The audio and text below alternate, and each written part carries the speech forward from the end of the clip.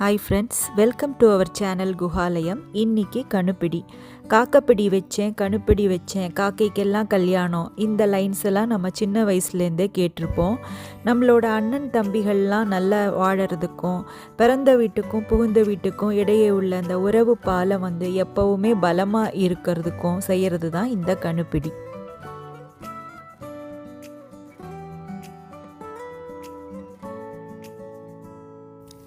கணுப்பிடி வைக்கிறதுக்கு முதல் நாள் வச்ச சாதத்தை தான் பயன்படுத்துறது வழக்கம்.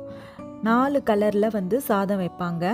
மஞ்சள் பொடி சேர்த்த மஞ்சள் சாதம், அப்புறம் குங்குமம் சேர்த்த சிவப்பு சாதம், அப்புறம் சுத்தமான வெள்ளை சாதம், அதுக்கப்புறமா சக்கரை பொங்கல், அதோட கரும்பு துண்டும் வைப்பாங்க.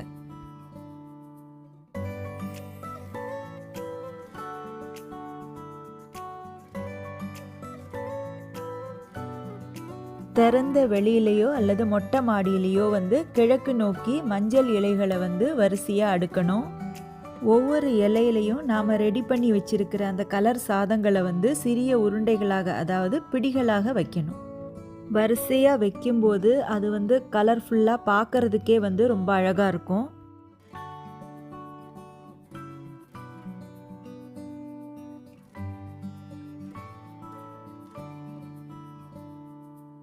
சாதம் வைக்கும்போது மனசார நம்மளோட பிரதர்ஸ் ஃபேமிலியெல்லாம் நீண்ட ஆயுளோடும் ஆரோக்கியத்தோடும் வாழணும் அப்படின்னு வேண்டிக்கிட்டு காக்கைப்பிடி வைத்தேன், கணுப்பிடி வைத்தேன் அப்படின்னு சொல்லணும்.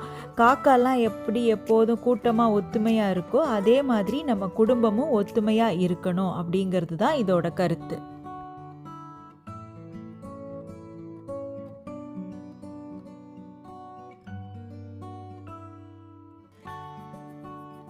காக்காய்க்கு ஏன் நம்ம உணவளிக்கிறோன்னா, காக்காயை நம்ம முன்னோர்களாக நினைக்கிறதாலையும், இது இயற்கைக்கும் மற்ற உயிரினங்களுக்கும் இது மாதிரி நம்ம உணவு கொடுக்கறதன் மூலமாக நம்மளோட வாழ்வு சிறக்கும் அப்படிங்கிறதும் ஒரு நம்பிக்கை.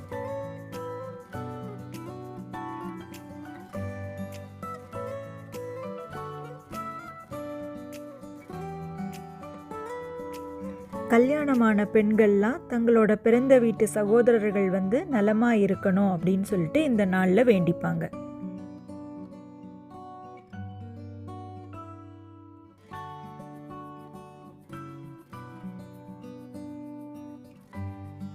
பரபரப்பான இந்த காலத்துலேயும் இந்த மாதிரி சின்ன சின்ன சம்பிரதாயங்கள் தான் நம்மளோட கலாச்சாரத்தையும் உறவுகளையும் இன்னும் உயிர்ப்போட வச்சிருக்கு.